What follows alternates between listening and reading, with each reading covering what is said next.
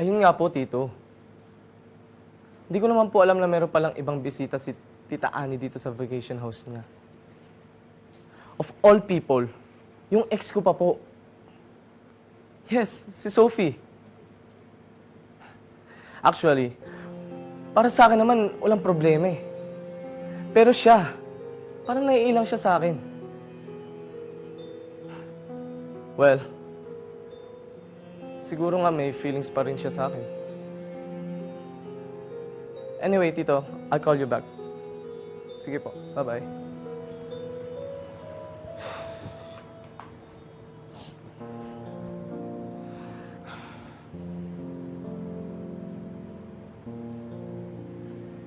Sophie? Sagutin mo nga ako. Marami ba talaga kayo? Marami ba talaga kayong naloloko? Masaya ka ba sa sitwasyon ko ngayon? Masaya ka bang nakikita akong nasasaktan? Oo, niloko nga kita. Pero pinagsisisihan ko yun.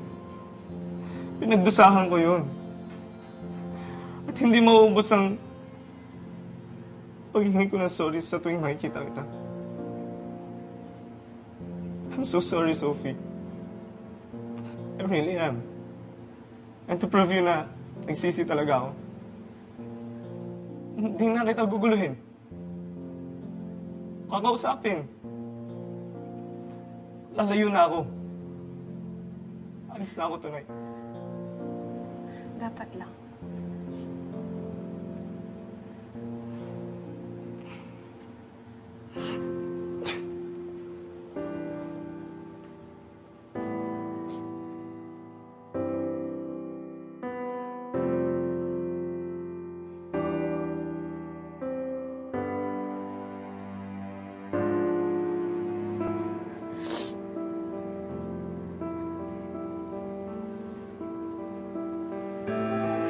Sophie.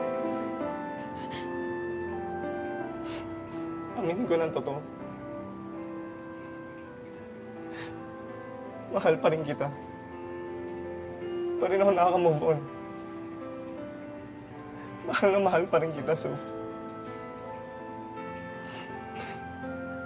Pwede bang maging tayo ulit?